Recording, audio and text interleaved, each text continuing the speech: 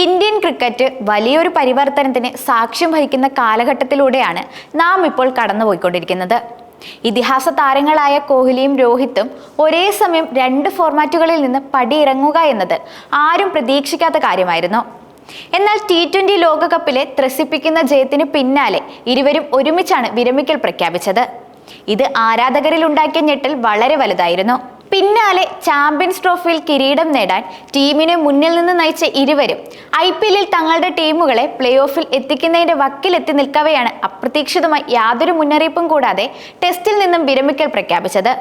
അതും ദിവസങ്ങളുടെ വ്യത്യാസത്തിലായിരുന്നു തീരുമാനം. ആധുനിക ക്രിക്കറ്റിൽ ഇതുപോലെയൊരു താരങ്ങൾ ഇനി പിറക്കേണ്ടിയിരിക്കുന്നു എന്നതാണ് വാസ്തവം. കാരണം കഴിഞ്ഞ 1.5 പതിറ്റാണ്ടായി ഇന്ത്യൻ ക്രിക്കറ്റിനെ താങ്ങി നിർത്തിയത് ഇരുവരും ചേർന്നായിരുന്നു. ദൈർഘ്യമേറിയ ഫോർമാറ്റിൽ നിന്ന് ഇരുവരും ഒരുമിച്ച് പിൻവാങ്ങുന്ന സാഹചര്യത്തിൽ വരാനിരിക്കുന്ന ഇംഗ്ലണ്ട് പരമ്പര മുതലാണ് ഇന്ത്യയുടെ യഥാർത്ഥ വെല്ലുവിളി ആരംഭിക്കുന്നത്. അവിടെ പുതിയ ഇന്ത്യൻ ടീം സ്വയം മികവ് തെളിയിക്കേണ്ടതായിട്ടിരിക്കുന്നു. പരിചയസമ്പന്നരായ കോഹ്ലിയും രോഹിത്തും ഇല്ലാതെ വേണം ഇന്ത്യൻ സംഘത്തിന് ഇംഗ്ലണ്ടിലേക്ക് പറക്കാൻ. മാത്രമല്ല, ടെസ്റ്റ് ടീം ക്യാപ്റ്റനായിരുന്ന രോഹിത് ശർമ്മ പോയതോടെ ഇനി പുതിയ നായകനെ കണ്ടെത്തേണ്ട സാഹചര്യവും അവർക്ക് മുന്നിലുണ്ട്.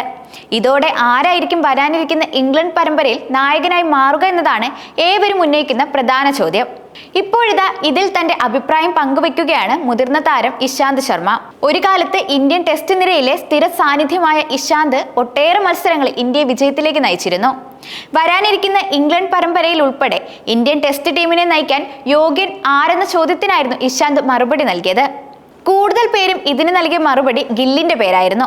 യുവതാരം എന്ന നിലയിൽ ശ്രദ്ധേയനായ ഗില്ലിനെ നായകനാക്കണമെന്നാണ് ഭൂരിപക്ഷ അഭിപ്രായം.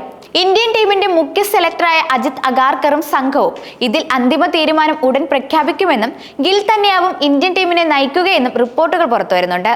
ഈ വേളയിലാണ് ഇശാന്ത് തന്റെ അഭിപ്രായം പങ്കുവയ്ക്കുന്നത്. ഇന്ത്യയുടെ സ്റ്റാർ പേസർ ജസ്പ്രീത് ബുംറയാണ് ടീമിനെ നയിക്കേണ്ടതെന്നാണ് ഇശാന്ത് ശർമ്മ അഭിപ്രായപ്പെടുന്നത്. ബുംറ ആരോഗ്യവാനാണെങ്കിൽ താൻ അദ്ദേഹത്തിന്റെ പേര് പറയും. അതാണ് ആദ്യ ചോയ്സ്. ഇത്രയും പരിചയസമ്പത്തുള്ള ഒരേയൊരു വ്യക്തി അദ്ദേഹമാണ്. പക്ഷേ 5 ടെസ്റ്റ് മത്സരങ്ങളും അദ്ദേഹം കളിക്കുന്നില്ലെങ്കിൽ തീർച്ചയായും ഗിൽ തന്നെയായിരിക്കും നായകനെന്നാണ് ഇശാന്ത് പറയുന്നത്.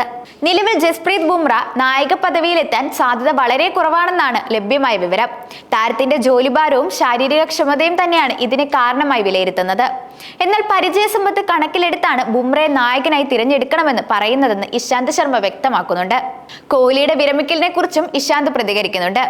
തനിക്ക് തോന്നുന്നത് അവൻ പക്വതയുള്ളവനാണെന്നാണ്. അവൻ എന്താണ് ചെയ്യുന്നതെന്ന് അവനറിയാം. അവൻ വിരമിച്ചതിനു ശേഷം ഞാൻ അവനോട് ശരിക്കും സംസാരിച്ചിട്ടില്ല. പക്ഷെ കളിക്കുന്നിടത്തോളം കാലം കഴിയുന്നത്ര സാധാരണ രീതിയിൽ നിൽക്കേണ്ടത് പ്രധാനമാണെന്ന് എല്ലാവർക്കും അറിയാം. അതുകൊണ്ടാണ് തനിക്ക് വിരാട്ടുമായി സൗഹൃദമുള്ളത്. തങ്ങൾ ഒരിക്കലും ഒന്നും ഞങ്ങളുടെ തലയിൽ കയറ്റി വെക്കാൻ ശ്രമിച്ചിട്ടില്ല എന്നുമായിരുന്നു ഇശാന്തിന്റെ വാക്കുകൾ.